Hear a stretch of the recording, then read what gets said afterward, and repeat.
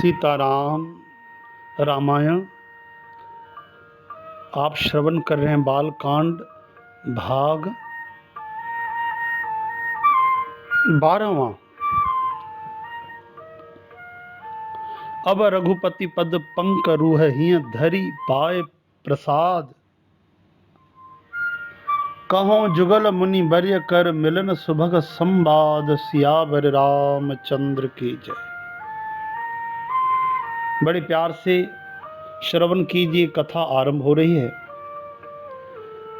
श्री तुलसीदास जी महाराज कहते हैं, मैं अब श्री रघुनाथ जी के चरण कमलों को हृदय में धारण कर और उनका प्रसाद पाकर दोनों श्रेष्ठ मुनियों के मिलन का सुंदर संवाद वर्णन करता हूं। भरद्वाज मुनि प्रयाग में बसते हैं। उनका श्री राम जी के चरणों में अत्यंत प्रेम है। वे तपस्वी, निग्रहित चित्त, जितेंद्रिय, दया के निधान और परमार्थ के मार्ग में बड़े ही चतुर हैं। भरद्वाज मुनि बसे हैं प्रयागा, तिन्ह राम पद अति अनुरागा। माघ में जब सूर्य मकर राशि पर जाते हैं तब सब लोग तीर्थराज प्रयाग को आते हैं। देवता, दैत्य, किन्नर, मनुष्यों के समूह सब आदर में भरकर त्रिवेणी में स्नान करते हैं। श्री वेणी माधव जी के चरण कमलों को पूजते हैं और अक्षय वट का स्पर्श कर उनके शरीर पुलकित होते हैं। भरद्वाज जी का आश्रम बहुत ही पवित्र, परम रमणीय और श्रेष्ठ मुनियों के मन को भाने वाला है।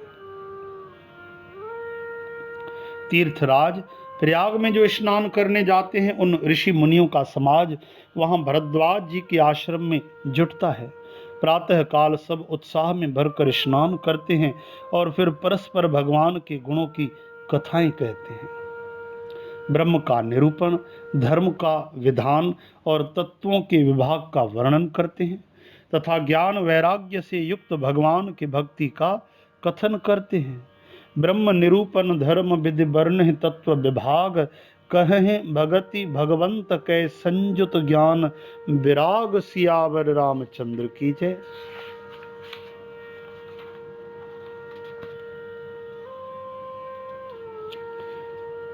इसी तरह माघ के महीने भर स्नान करते हैं और फिर सब अपने अपने आश्रमों को चले जाते हैं।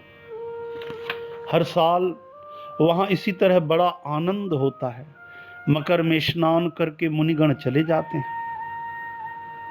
एक बार पूरे मकर भर स्नान करके सब मुनीश्वर अपने अपने आश्रमों को लौट आए।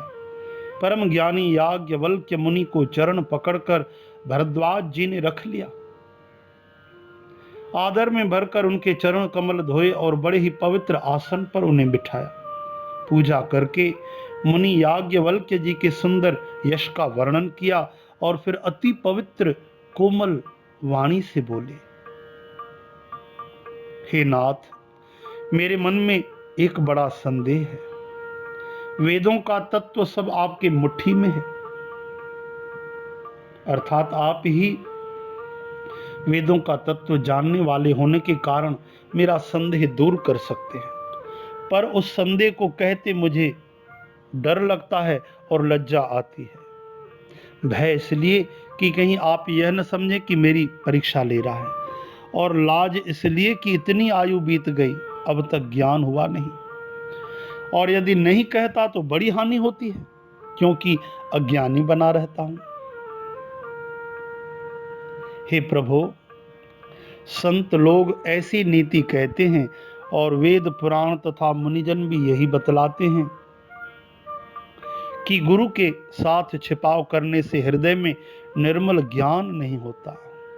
संत कहें असनीत प्रभु श्रुति पुराण मुनि गाव, होए न विमल विवेक उर गुरुसन किए दुराव। सियावर रामचंद्र की जय। यही सोचकर मैं अपना ज्ञान प्रकट करता हूं। हे नाथ, सेवक पर कृपा करके इस अज्ञान का नाश कीजिए। संतों, पुराणों और उपनिषदों ने राम नाम के असीम प्रभाव का गान किया है। कल्याण स्वरूप ज्ञान और गुणों की राशि अविनाशी भगवान शंभु निरंतर राम नाम का जप करते रहते हैं। संसार में 4 जाति के जीव हैं काशी में मरने से सभी परम पद को प्राप्त करते हैं। हे मुनिराज, वह भी राम नाम की ही महिमा है, क्योंकि शिव जी महाराज दया करके काशी में मरने वाले जीव को राम नाम का ही उपदेश करते हैं। शिव उपदेश करत करि दाया, इसी से उनको परम पद मिलता है। श्री राम, हे प्रभु, मैं आपसे पूछता हूं कि वे राम कौन हैं? हे कृपा निधान मुझे समझा कर कहिए, राम कवन प्रभु पूछूं तो ही, कहिए बुझाए कृपा निधि मोहि। एक राम तो अवध नरेश दशरथ जी के कुमार हैं। उनका चरित्र सारा संसार जानता है। उन्होंने स्त्री के विरह में अपार दुख उठाया और क्रोध आने पर युद्ध में रावण को मार डाला। एक राम अवधेश कुमारा, तिन कर चरित विदित संसारा। हे प्रभु, वही राम हैं या और कोई दूसरे हैं जिनको शिवजी जपते हैं? आप सत्य के धाम और सब कुछ जानते हैं, ज्ञान विचार कर कहिए।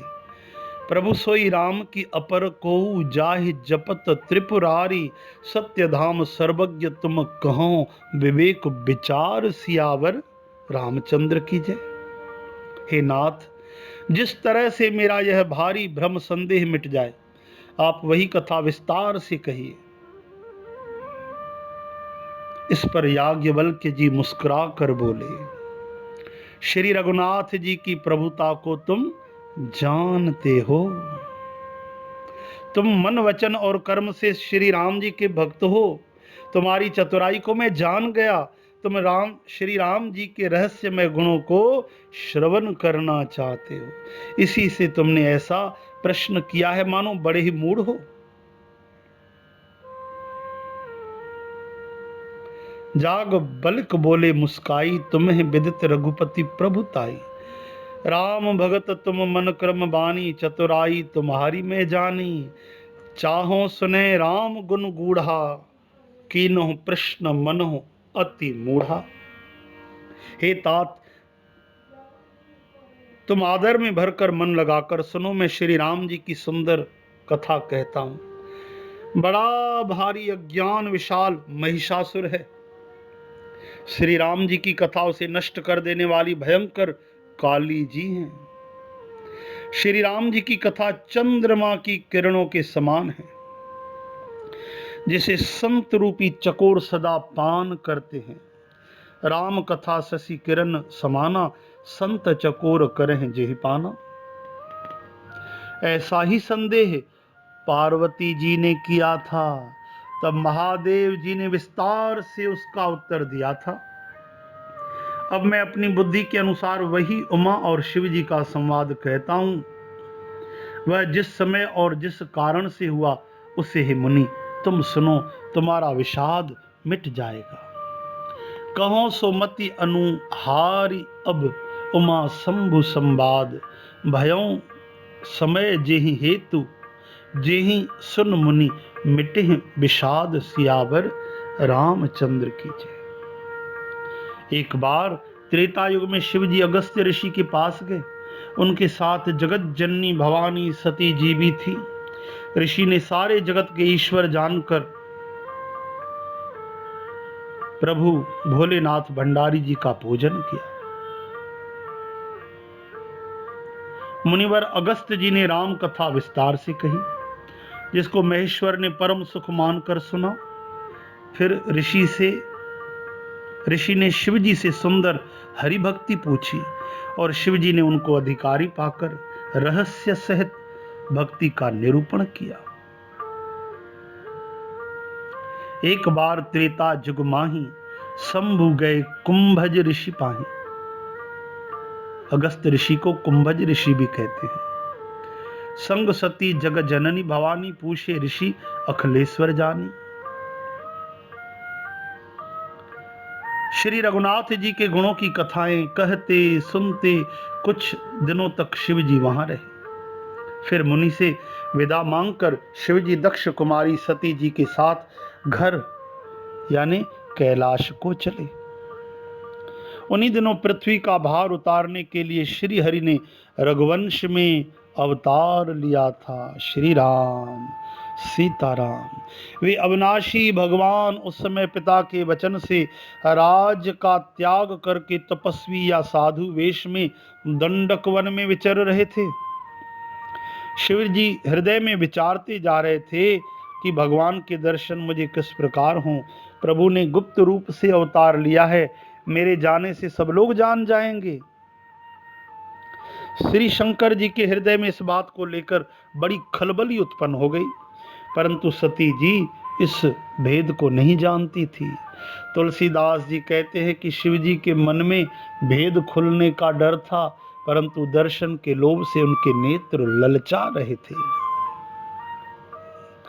शंकर उर अति क्षोभ, सती न जानहि मर्म सोई, तुलसी दर्शन लोभ, मन डर लोचन लालची। सियावर रामचंद्र की जय। रावण ने ब्रह्मा जी से अपनी मृत्यु मनुष्य के हाथ से मांगी थी। ब्रह्मा जी के वचनों को प्रभु सत्य करना चाहते थे। मैं जो पास नहीं जाता हूं तो बड़ा पछतावा रह जाएगा, इस प्रकार शिव जी विचार करते थे, परंतु कोई भी युक्ति ठीक नहीं बैठती थी। इस तरह महादेव जी चिंता के वश हो गए। उसी समय नीच रावण ने जाकर मरीच को साथ लिया और वह मारीच तुरंत कपट मृग बन गया। मूर्ख रावण ने छल करके सीता जी को हर लिया। उसे श्री रामचंद्र जी के वास्तविक प्रभाव का कुछ भी पता न था। मृग को मारकर भाई लक्ष्मण सहित श्री हरि आश्रम में आए और उसे खाली देखकर अर्थात वहां सीता जी को न पाकर उनके नेत्रों में आंसू भर आए। मृग यानी उस राक्षस को मारकर रघुनाथ भगवान वापस आए। सीता मैया दिखी नहीं तो राजीव लोचन आंसू से भर गए। मृग बधि बंधु सहित हरि आए, आश्रम देख नयन जल छाए। श्री रघुनाथ जी मनुष्यों की तरह विरह से व्याकुल हैं और दोनों भाई वन में सीता जी को खोजते हुए फिर रहे हैं, घूम रहे हैं। जिनके कभी कोई संयोग वियोग नहीं है, उनमें प्रत्यक्ष विरह का दुख देखा गया। श्री रघुनाथ जी का चरित्र बड़ा ही विचित्र है। उसको पहुंचे हुए ज्ञानी जन ही जानते हैं।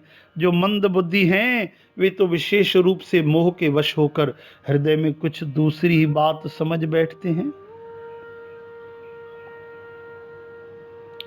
अति विचित्र रघुपति चरित जान है परम सुजान, जे मति मंद विमोह बस हृदय धरे कछ आन। श्री शिव जी ने उसी अवसर पर श्री राम जी को देखा। उनके हृदय में बहुत भारी आनंद उत्पन्न हुआ। उन शोभा के समुद्र श्री रामचंद्र जी को शिव जी ने नेत्र भरकर देखा, परंतु अवसर ठीक न जानकर परिचय नहीं किया। जगत के पवित्र करने वाले सच्चिदानंद की जय हो, इस प्रकार कहकर कामदेव का नाश करने वाले आशुतोष अवधरदानी चंद्रशेखर पिनाकधारी नीलकंठ नील लोहित भगवान पशुपतिनाथ श्री शिव जी चल पड़े। कृपा निधान शिव जी बार बार आनंद से पुलकित होते हुए सती जी के साथ चले जा रहे थे। जय सचिदानंद जग पावन, अस कही चले मनोजन सावन। सती जी ने शंकर जी की वह दशा देखी तो उनके मन में बड़ा संदेह उत्पन्न हो गया। वे मन ही मन कहने लगी कि शंकर जी की सारा जगत वंदना करता है, वे जगत के ईश्वर हैं। देवता मनुष्य मुनि सब उनके प्रति सिर नवाते हैं। उन्होंने एक राजपुत्र को सचिदानंद परधाम कहकर प्रणाम किया और उसकी शोभा देखकर वे इतने प्रेम मगन हो गए कि अब तक उनके हृदय में प्रीत रोकने से भी नहीं रुकती। भय मगन छवि तास बिलो की अजहू प्रीत उर रहत न रोकी। जो ब्रह्म सर्वव्यापक, माया रहित, अजन्मा, अगोचर, इच्छा रहित और भेद रहित है, और जिसे वेद भी नहीं जानते, क्या वह देह धारण करके मनुष्य हो सकता है? ब्रह्म जो व्यापक, विरज, अज, अकल, अनीह, अभेद, सो की देह धरी होए नर, जाहिन जानत भेद। सियावर रामचंद्र की जय। तो माता सती ऐसे विचार कर रही हैं। आपने श्रवण के बालकांड के 50 दोहे। अब आगे श्रवण कीजिए भाग 13वां। श्री राम जय राम, जय जय राम, जय सिया राम, जय श्री कृष्ण।